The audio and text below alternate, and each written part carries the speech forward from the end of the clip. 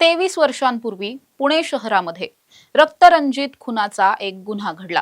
दिनेश वैद्य असं खून झालेल्या व्यक्तीचं नाव होतं। त्यावेळेस दिनेश यांचा मुलगा केवळ 1.5 वर्षांचा होता। या मुलाला नंतर त्याच्या वडिलांचा चेहराही लक्षात नव्हता, मात्र त्याच्या डोक्यात एकच गोष्ट होती की काहीही करून आपल्या बापाच्या मृत्यूचा बदला घ्यायचाच। आणि त्यामुळे 23 वर्षांच्या नंतर याच मुलानं आता बापाच्या मृत्यूचा बदला घेतला। या आरोपीवर तब्बल 28 वार करत त्याचा खून केला। या घटनेमुळे सध्या संपूर्ण पुणे शहरामध्ये एकच खळबळ उडालेली आणि सगळीचकडे या घटनेची चर्चा रंगलेली पाहायला मिळते। संपूर्ण प्रकरण सविस्तरपणे समजून घेऊयात। नमस्कार, मी समृद्धी आणि तुम्ही पाहताय टॉप न्यूज मराठी। पुणे सातारा महामार्गावरील जुन्या कात्रज बोगद्याच्या जवळ 11 जुलैला संजय कडू देशमुख नावाच्या एका सराईत गुन्हेगारावर धारदार शस्त्रांनी वार करण्यात आले। 1, 2, 5, 10 नाही तर तब्बल 28 वार केले गेले होते आणि त्यानंतर हे आरोपी अर्थातच पसार झाले। पण जेव्हा हा सगळा गुन्हा उघडकीस आला त्यानंतर राजगड पोलिसांनी या सगळ्याचा तपास सुरू केला आणि नेमका गुन्हा का घडला असेल याचे अनेक पैलू तपासले जात होते। या सगळ्यामध्ये असं वाटत होतं की हा सराईत गुन्हेगार असल्यामुळे दुसऱ्या एखाद्या टोळीनं हा सगळा गुन्हा केला असेल किंवा आणखीन काही पूर्ववैमनस्य असेल। हे सगळं पोलीस शोधत असताना जेव्हा पोलिसांना या सगळ्याची मुख्य बॅक स्टोरी समजली किंवा नेमका गुन्हा का झालाय हे समजलं, त्यावेळेस अक्षरशः पोलिसांच्याही पायाखालची जमीन सरकली होती। कारण या प्रकरणामधल्या मुख्य आरोपीचं नाव होतं मंथन दिनेश वैद्य। मंथन वैद्य यानं मुळात हा गुन्हा का केला हा सगळ्यात मोठा प्रश्न होता। थेटपणे संबंध तर या आरोपीशी त्याचा काहीच नव्हता। मग जेव्हा पोलिसांनी या प्रकरणातल्या आरोपींचा शोध घेतला, 4 आरोपी निष्पन्न झाले। सुरुवातीला दोघांना अटक झाली, त्यानंतर उर्वरित दोघांना अटक झाली आणि ज्या वेळेस मंथनला या सगळ्याविषयी विचारलं गेलं, त्याचा कबुली जबाब घेतला गेला, त्यावेळेस त्यानं संपूर्ण प्रकरण आणि गुन्हा करण्याचं कारणही सांगितलं। घडलेलं असं होतं की 2003 मध्ये मंथनचे वडील असलेल्या दिनेश वैद्य यांचा याच संजय कडू देशमुख नावाच्या सराईत गुन्हेगारानं खून केला। हा खून झाला त्यावेळेस मंथन केवळ 1.5 वर्षांचा होता।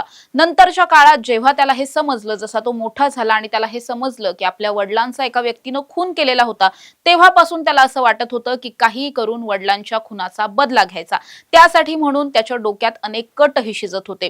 दरम्यानच्या काळात हा जो संजय कडू देशमुख आहे त्याच्यावरती तो सराईत गुन्हेगार असल्यामुळे या व्यतिरिक्त सुद्धा त्याच्यावर अनेक गुन्हे दाखल होते आणि तो सतत जेलमध्ये असायचा।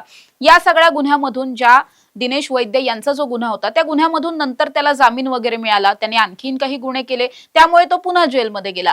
मात्र एप्रिल महिन्यामध्ये म्हणजे एप्रिल 2026 ला तो जेलमधून बाहेर आला आणि त्यानंतर याच मंथनने त्याच्या मित्रांना सोबत घेऊन कट रचायला सुरुवात केली। सुरुवातीला या 3-4 जणांनी मिळून पहिले 3 महिने आरोपीची नीटपणे रेकी केली। तो कुठे जातो, कुठे येतो, त्याच्या वेळा काय, त्याच्या सोबत कोण असतं, हे सगळं काही पडताळलं गेलं, पाहिलं गेलं आणि त्यानंतर त्यांनी एक कट रचला। या कटाच्या माध्यमातून त्यांनी जुलै महिन्याच्या पहिल्याच आठवड्यामध्ये शिवाजीनगर कोर्टाच्या बाहेर या आरोपीवर हल्ला करण्याचा प्रयत्न केला होता। मात्र त्या सगळ्यामध्ये तो बचावला। पहिला प्लॅन फेल झाला होता, त्यामुळे कदाचित असं वाटलं होतं की आता दुसरा प्लॅन करण्याची हिम्मत केली जाणार नाही किंवा लवकर तरी ऍटलीस्ट हा प्लॅन केला जाणार नाही। पण असं नव्हतं। मंथनला काहीही करून आपल्या वडिलांच्या खुनाचा बदला घ्यायचाच होता। त्यामुळे म्हणून त्यानं लगेचच 11 तारखेला पुन्हा म्हणजे दुसऱ्याच आठवड्यामध्ये आणखी एक प्लॅन रचला आणि याच प्लॅननुसार त्यानं कात्रजच्या जुन्या बोगद्याच्या जवळ असलेल्या या परिसरामध्ये याच आरोपीला पकडलं आणि तिथेच मध्यरात्री धारदार शस्त्रांनी वार करत त्याचा खून केला।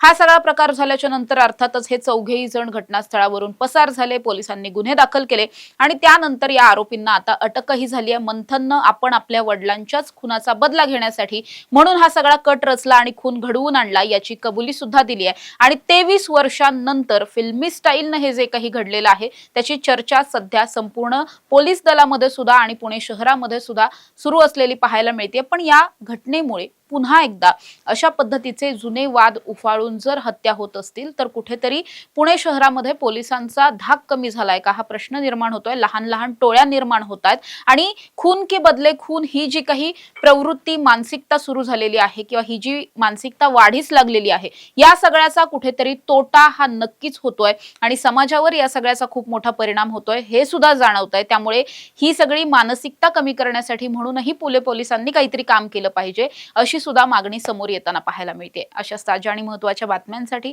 तुम्ही पाहत राहा टॉप न्यूज मराठी। आपला महाराष्ट्र, आपली बातमी।